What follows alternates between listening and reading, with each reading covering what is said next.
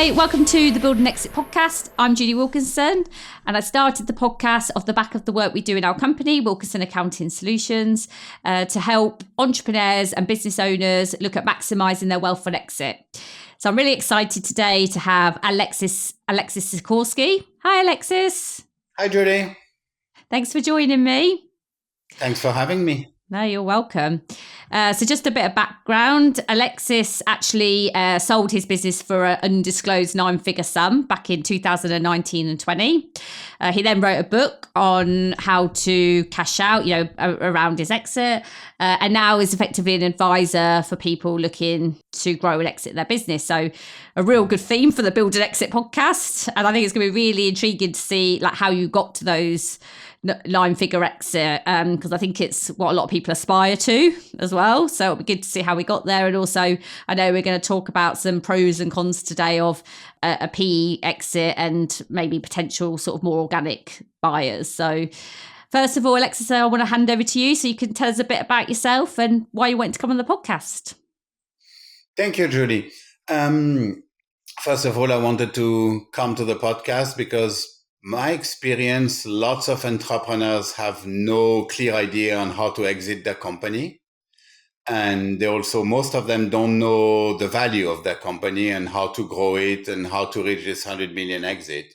So for me, it's important to try to educate entrepreneurs that there are tons of options out there to, first of all, to reach that number and then to exit at that number.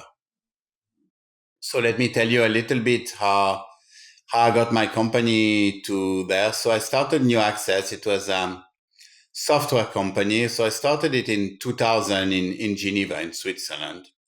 And we started the company like how company are started, right? 2 people in a basement while we're doing day jobs, and started as an internet development company in 2000. So 2000 is basically when the internet moves from being this display tool to be an actual tool for doing business. So it's the beginning of e-commerce. It's the beginning of database management through internet, etc. So the first 3 years we were focusing on doing that.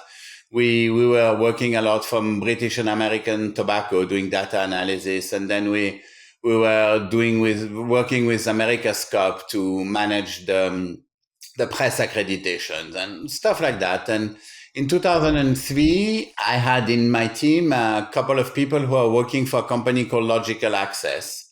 And Logical Access was a company who was specialized in electronic document management for private banks. So being in Switzerland, obviously, private banks are a big part of the market. And this company went bankrupt for a reason that I'm still not really clear about 20 years later. But we acquired the source code of the product and all the client contracts. So we grew the company from, we're probably like 6 or 7 at that time to be 20, 25 people, doing 4 million revenues per year. So like small size software company. And so at that point, I'm facing 2 lines of business. One was bespoke development and the other one was software editing, software publishing. So I pivoted to do only software publishing because the margin were much better and the growth was easier. So first 3 years, 2003 to 2006, we focused mainly on taking care of the existing customer, being sure they wouldn't leave after the event, and improving the product, managing the product. And that went well, but that started to be a little boring after 3 years. So what I did is I had a sit down with like a chunk of my clients, right? So I would sit the one that were my best client, but also the one that were not so happy and the one that we don't talk to enough. So basically 10 guys in a room and giving them breakfast and asking them, so, okay, what do we do next? What is the thing you all need? So if we build it, basically you're going to buy it. And I was expecting to have 10 different answers, but basically I got one answer. So that's 2006. So that's basically when the private banks in Switzerland got hit by all the anti-money laundering, know your customers, and oh, we want to be like, we not want to be proper assholes anymore. We need to have some kind of procedure to ensure that we have at least some legal and decent money in there. So now in the bank, you have the guy who try to sell and to get new client, and you have the guys who try to make sure that doesn't happen. So that was very interesting time. So they basically all told me one thing. We need one place in our software where we can have all the info about a customer. At that time, that was unusual. Nobody really had that. And we want to see on a customer financial info, customer relation management info, onboarding info, documents, etc., etc. So basically, we started building that. And in order to build that, we needed portfolio management system that could connect the banking software to a front end that will show all the operation of the bank. So we bought a company to do that. We started developing our customer relationship management system. Bring us to 2007, 2008. The company is probably around, I'd say 10 million revenue, relatively profitable. We are the kings of the world. We're making tons of money. I have a nice car. My mortgage on my house is paid. We're all doing great. And suddenly we got hit by the global financial crisis. So that's 2008, and 100% of my clients are bankers. So basically, they all call me the next morning, and that really happened one day. I'll remember that day the rest of my life. Basically, all my clients calling and say, oh, by the way, we're not going to spend any more money on you. So on one day, I lost 75% of my revenue, right? Everything that was new was just cut, and we had to live on the maintenance of the existing clients, which were around 25 or 30% of our revenues. So that was really, really rough times.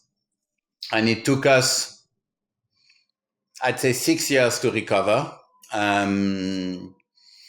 Losing ton of money, mortgaging my house, and like firing tons of people. And basically, pretty much every 1 month you ask yourself, do you continue? Are you in a situation where good money is chasing bad money? Is there actually a recovery plan? And that brings us to 2014. And I'd say you're accountants, right? So you understand the concept. So I'd say that we're using some kind of creative accounting. You could say the company was going back to break even. So that's where we were. We were actually, I remember, because when I get the phone call, it was the first month that the company became profitable on a month-to-month basis. So it was, I think, in June, and the month of June has been profitable for the first time in 6-7 years. The year was still negative, but probably by the end of the year, and if I remember well, by the end of the year, we were break even, give or take. So that's the situation we were in. As you know, if you are a founder of a company that's a little bit visible, you get phone calls from private equity on a weekly basis. I didn't take any of these calls because obviously it was not a right time to sell. And I was working with my brother at the time and say, hey, talk to these guys. They made the money and started the fund by selling a software company. They're French, so they're culturally close. They understand what you're doing. I said, okay, I'll take the call. So I took the call, and the guy says, it's a company called Blackfin, private equity called Blackfin in Paris. And they said, okay, we're coming to see you next week. So, okay. So they came and they see us and we talked, and I've been super transparent and honest with them, which is, thank God I got lucky on this one. I told them basically, we're not selling now because now the company is just break even. It's worth zero. But do you imagine at the time, like I've been on it for 15 years, and the last 7 years have been an absolute grind. So I was exhausted. There's no lying. I was like at the end of my rope, and I said, listen, guys, give me 2 years. In 2 years, I'll make the company profitable, and I'll make good numbers, and then you'll be my first phone call, I promise. And they say, no, we're not going to do that. We're going to do something a little bit different. You're going to go with your brother and you're going to put what you just said in a proper business plan.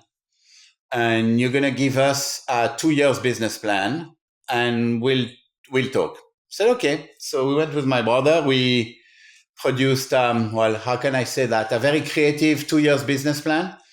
I don't remember the exact numbers, but I think in that business plan, we put like going from 0 EBITDA to 2.5 million EBITDA in 2 years or something like that. Something a bit crazy.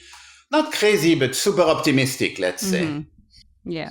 And they came back the next week. They look at the business plan. They said, this is what we're going to do. We're going to buy your company now at a multiple of your result in 2 years. And we're going to pay you 85% cash and 15% earnout. And I was like, okay, this is obviously a joke.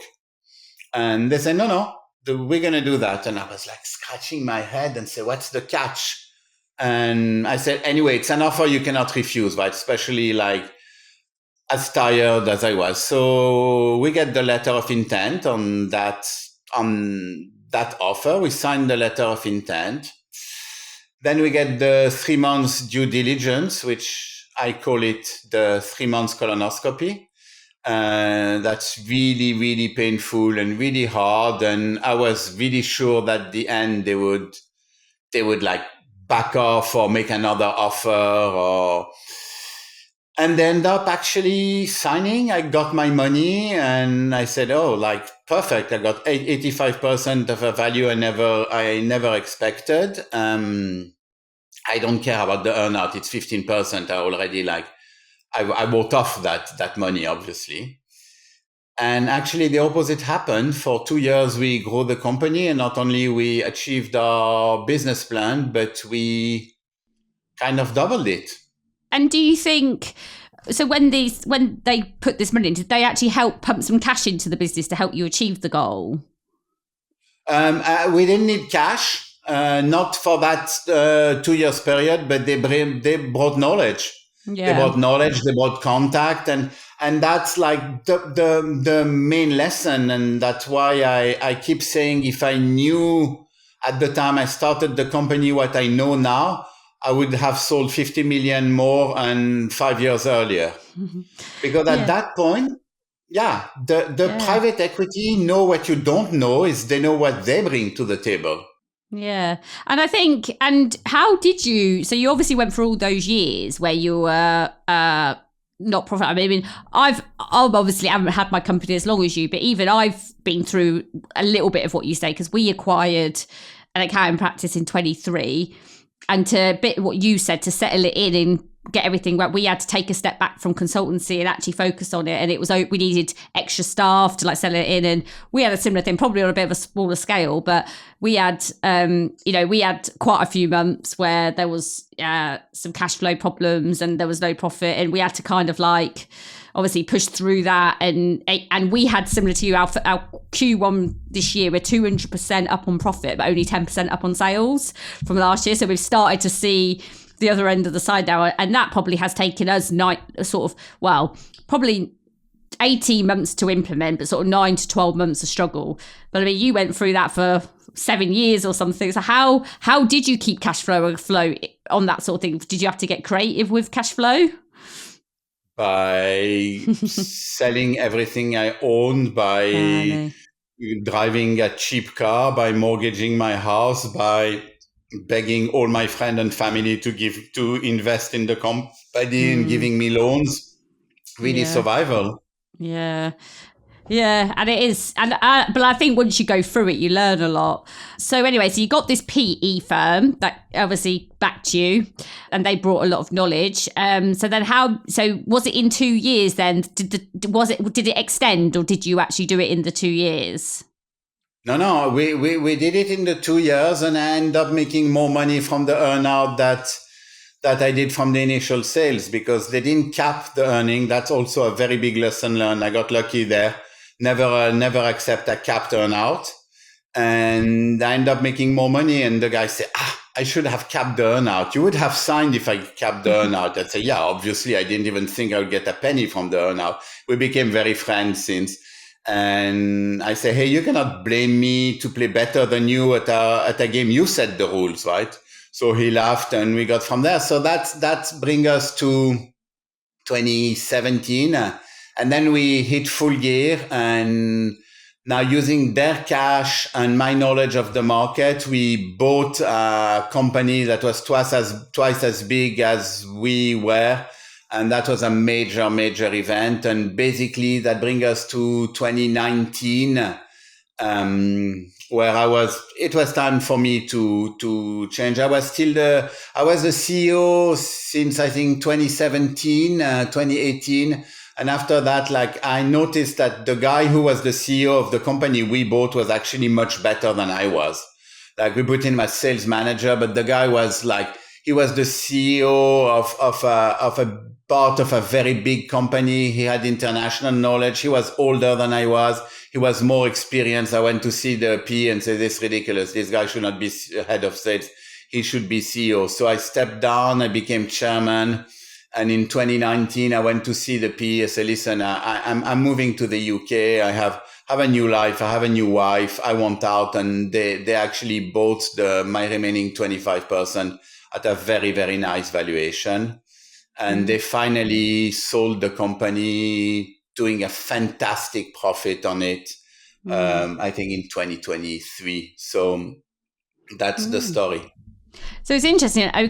So what was your experience like with the PE firm? Because I've had some people on this podcast, and obviously I speak to people outside of this where they haven't had such great experience of PE firms, because where people have had experiences and they have sold and they've had an earn out, they found that things have changed and things have come out of the woodwork, and the PE firms tried to knock down the deferral. I mean, there was a guy that actually came on this podcast that ended up having to spend 100,000 getting professionals involved to challenge an earn out, which he eventually won, actually, because the PE firm that was buying him had tried to right at the last minute on the last day say they wasn't achieving the results, and they actually was. But anyway, they had to go down this long-winded. But you seem like you've had quite a positive experience. So do you think you were lucky in the PE firm, or do you think that it was a process that you followed that made it sort of successful?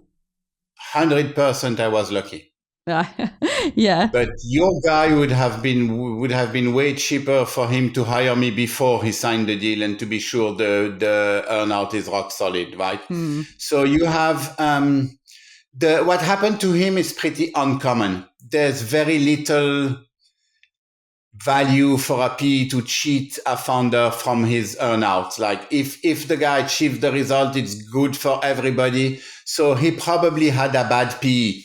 And one of the things I help my client now is do your due diligence on the PE.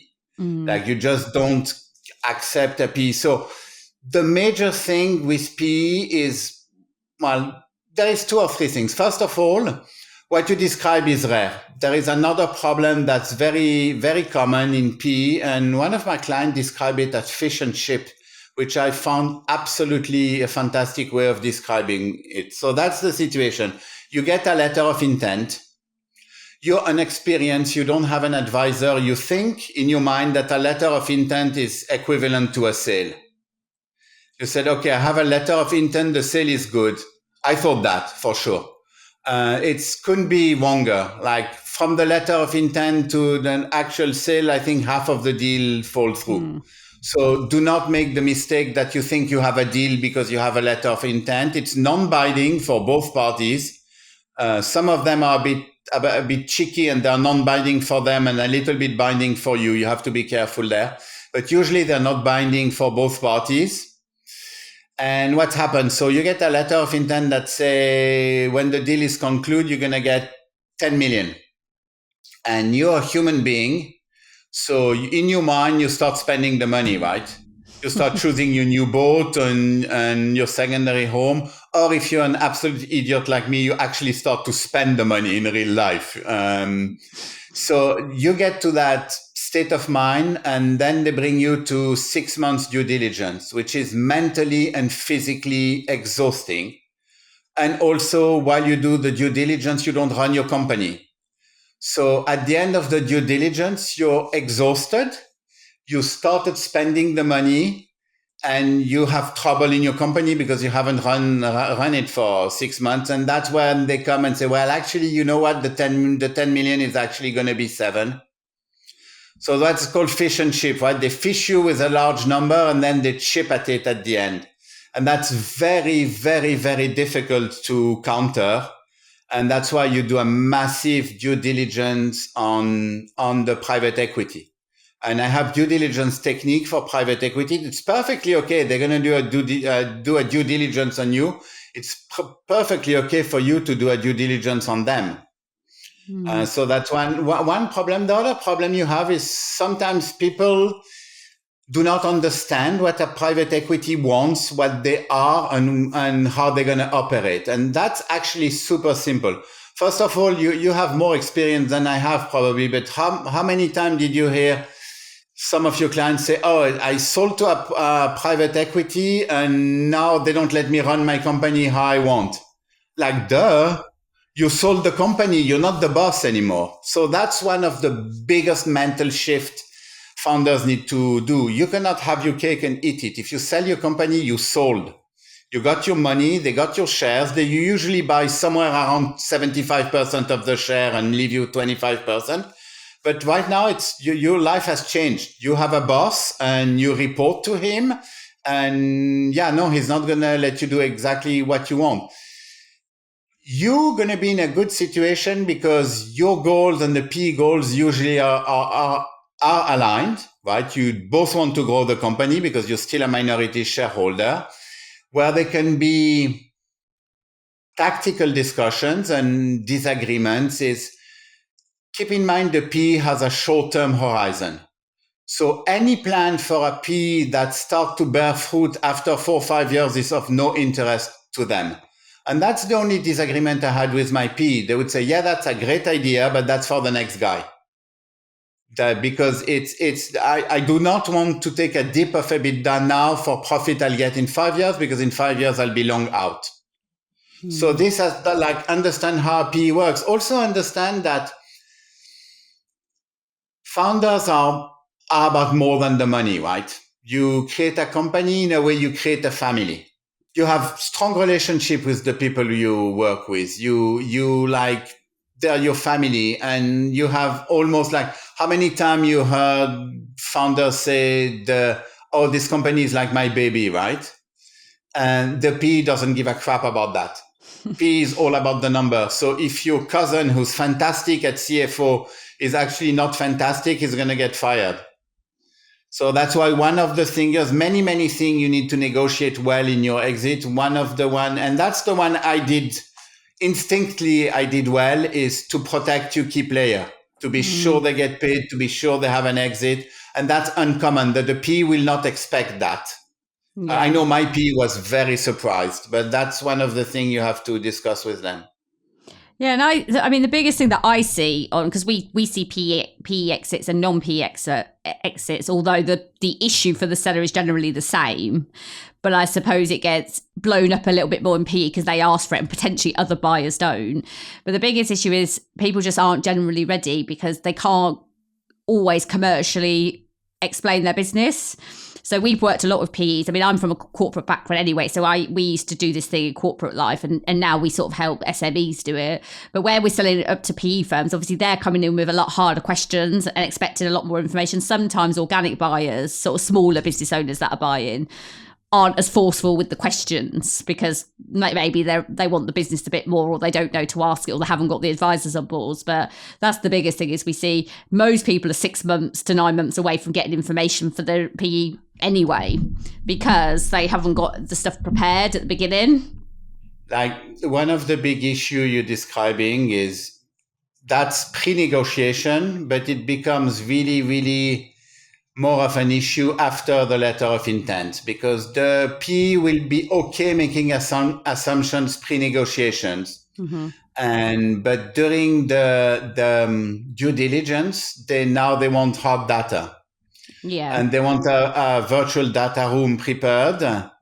And if you're not prepared for that, the issue I was describing earlier, right, is you spend all your time doing that. And while you're doing that, the PE is going to scrutinize your company, right? They're going to look at your month-to-month results. And then you said, yeah, okay, my results are going down, but it's your fault, guys, because I cannot talk to my client because I'm busy talking to lawyers and to useless consultant from Baines and to accountant, and so being prepared, in my opinion, is the most important step. Yeah. And we actually do dummy runs for people. So if people are going to look to exit in a few years, we would suggest, well, we know what the PE firm will look for sort of financially, financial data. I mean, we don't negotiate full terms for PEs, but we know what they look for financially. We would do the modelling for the data room.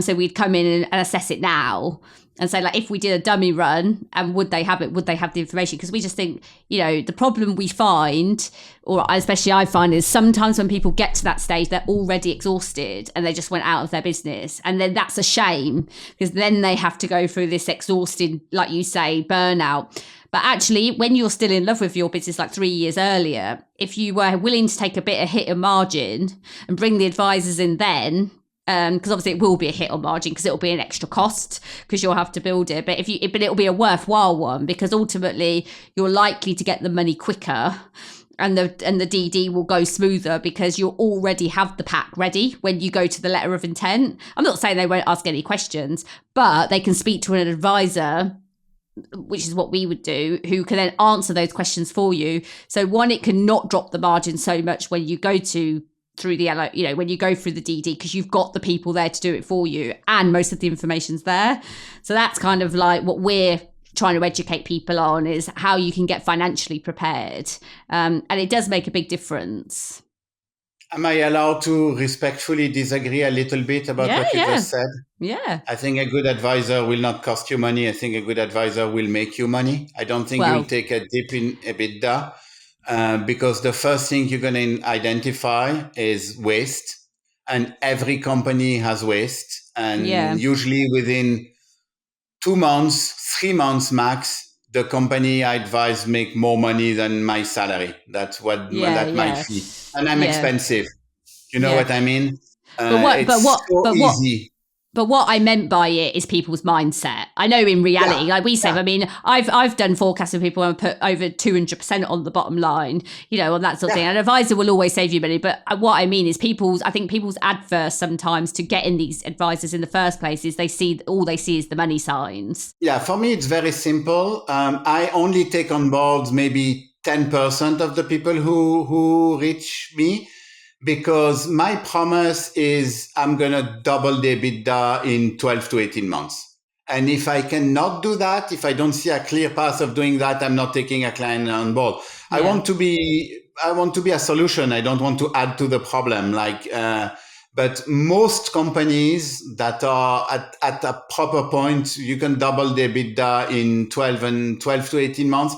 Just having an outside view it's not that I'm a genius. It's the people are like in their company. And also most founders are good at some stuff, but they're not always good at having a plan and structure. So that's what I bring on the table. But I agree with what you're saying, basically. Yeah. Like the earlier you get somebody who knows how to exit your company, I just like make a little segue here. There is tons of company that never needs us, and that's all the lifestyle companies, right? You have a lifestyle company and you definitely don't need an advisor. Actually, I would bring zero value to a lifestyle company, because lifestyle company is all about tax efficiency, right? And that's something I don't bring anything. It's how you can extract the most money out of the company without paying taxes. And and the funniest for me clients that I see from time to time is the guys that are willing to do the shift from a lifestyle company to a growth company, and they don't realize how painful it's going to get. Yeah. And like, I love working with these people, because they hate me so much at the beginning, because I say, hello, so you want to do that? So first of all, like, no, your car is not going to be on your company, and definitely your wife's car is not going to be on the company, and your holidays are not going to be on the company. And by the way, you're not paying yourself any dividend for the next 3 years, because I need this ammunition to grow my company. So so if you're a lifestyle company, you're fine. You don't need any of that. It's only people who want to grow and eventually sell. And I think the biggest problem from my experience is, I don't actually think people know they are a lifestyle company. That's one of the biggest problems. There's a lot of good businesses out there that maybe the owner has got an opportunity to move and they don't know they're a lifestyle company because they've never looked into it. And I bet if you are, and the thing is, I survey quite a lot of people, and not that many people call themselves a lifestyle owners. They think they've got, and because they think they've got, and it's not a good business, but they think they've got a sellable business because they think they earn a lot of money from it. But they're not realizing that actually that probably is the lifestyle business. Because if you've then got no money left after you pay yourself, it's probably not worth anything to anybody else, because an investor wants to pay you and they want money for themselves. And I think it's a shame, because I think that's one of the journeys we're trying to go on with people. Is I think more people could go over to a non-lifestyle business if they knew it earlier, that they could start putting the processes in place. I think lifestyle business are fantastic. I love lifestyle business. I would love to run one. I'm not passing any kind of judgment. No. It's just not what I do. I bring no value. But I think if somebody has a lifestyle company, I think exactly what you said, it's good that they know it. And the problem with lifestyle owners, it's getting trickier when they're approaching retirement age, right? So I see that a lot. Like, a 50 years old lifestyle owner usually would be super happy, but then when he reached to 60, it's like, I'm working with a client right now in Florida, and he has a fantastic lifestyle company. I think he's making give or take $1 million per year if you count all the benefits. And that's like, pays the school for his kids, pays a salary to his wife. He has a great lifestyle. But now he's getting tired and he's started to think, what's next? I say, well, I'm going to transform that into a growth company, but the $1 million has to stay in the company and you're going to get $120,000 of salary. Are you comfortable with that? In this actual case, he is, but it's a big shift. Yeah. And we're quite far behind in the UK. It's the retirement planning that the lifestyle businesses do suffer, because they haven't got a route to get the same income level when they can no longer work.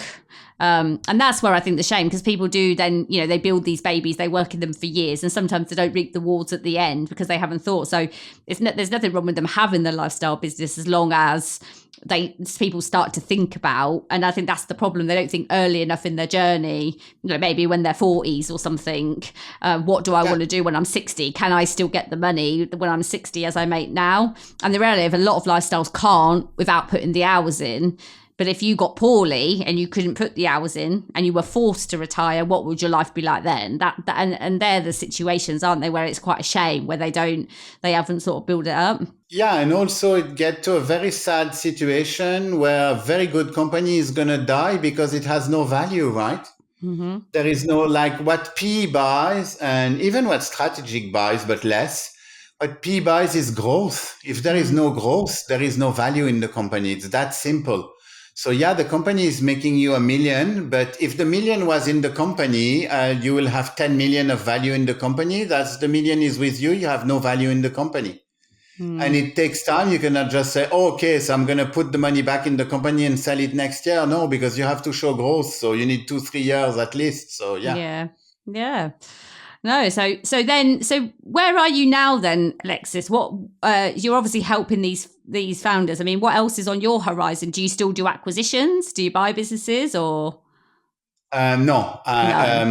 So my day of working 16 hours per day as a CEO are over. That's a decision I made when I reached 50, when I sold my company. I retired effectively. Then I wrote the book. So what happened if I started an executive MBA in Oxford. And in this executive MBA, I started meeting lots of founders, because lots of founders go through executive MBAs and in the network. And I was like, but come on, they're making so many mistakes.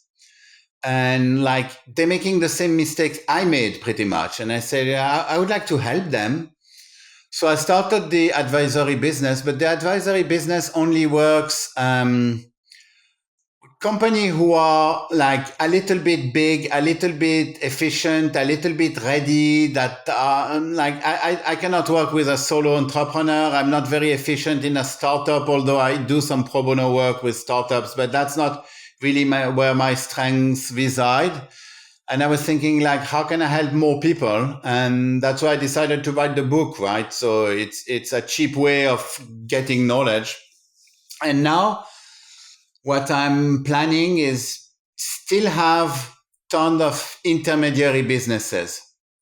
So basically, it makes no sense to work with somebody like me if you don't do at least $1 million revenue per year, right? Because I'm too expensive and it's going to be too long. And my motto is bring company to 100 million valuation. So if I don't have at least $1 million revenue to start with, then it's going to be too long.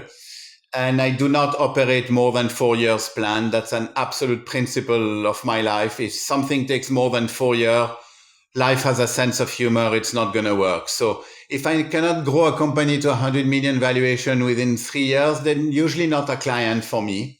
But I have all these intermediary clients that still would like to work with me, but are not candidate for one-to-one.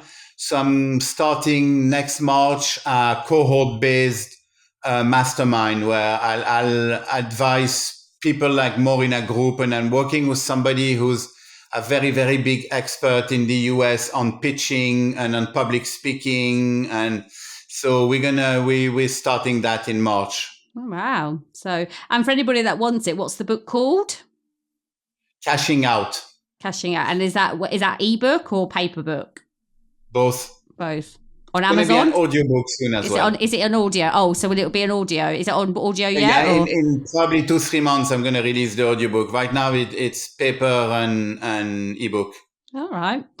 Well, we're coming to the end of the session. So that's been brilliant, Alexis. It's a great story, actually. It's really nice to hear. Well, it's quite inspiring, actually, how you had all those years of hardship and then still ended up at the exit you did. So I just want to say thank you for coming on.